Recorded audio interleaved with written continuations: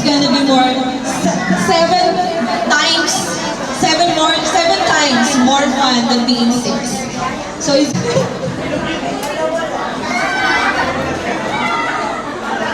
okay. Let me just read you a verse.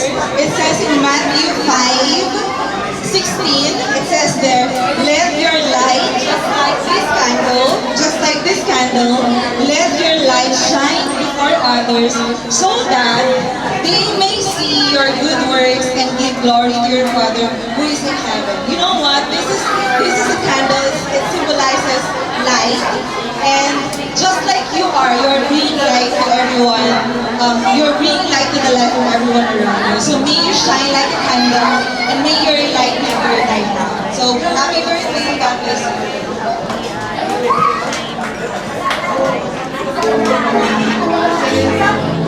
LJ. Next up, we have Ninang Dayan. A round of applause, please, for Ninang Dayan. Alright, you will have lots of questions for sure. But this is the Bible verse that Ninang wanted to give you. I always remember this when I was a kids church teacher. I will sing it for you, okay? Do you know Proverbs 3 verse 5 and 6? Trust in. So anything that you will do when you are studying, when you are playing, wherever you are, just keep trusting the Lord, okay? Keep praying. Many people love you so much, your family and us, your Ninang and Ninangs, okay? God bless you and I love you.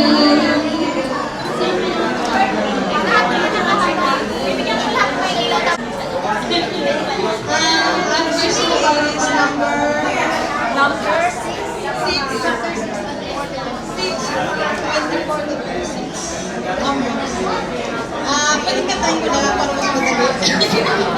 The Lord bless you, keep you, make His face shine upon you, graciously.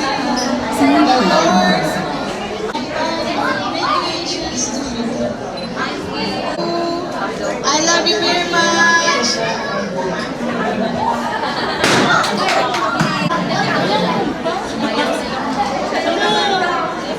Is from Isaiah 46:4. Even to your old age and gray hairs, I am He who will sustain you. I have made you and I will carry you. I will sustain you and I will rescue you. So this is the promise of the Lord to you now that you are 7 years old, up to your old age. So after many birthdays, the Lord will still be with you. Happy birthday! Thank you so much, Ninang Dayan. Alright, everybody, I just want to check in if you are still with us. Can you please give yourself a big round of applause, please?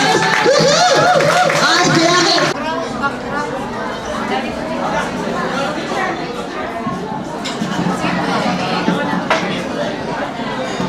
Happy birthday, Gianna!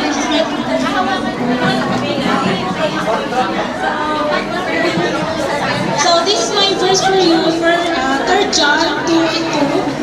May you be blessed with good health. Dear Gianna, I pray that you may enjoy good health and that all may go well with you, even as your soul is getting along well. So may you feel God's love surrounding you and guiding you throughout the day. We pray that God will continue to bless you with wisdom.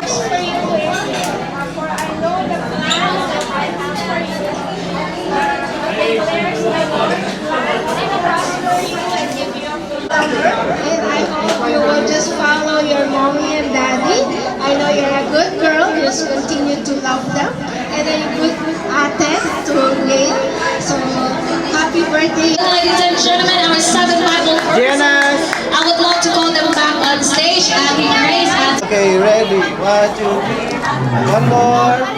Janice, look up here. alright, 777.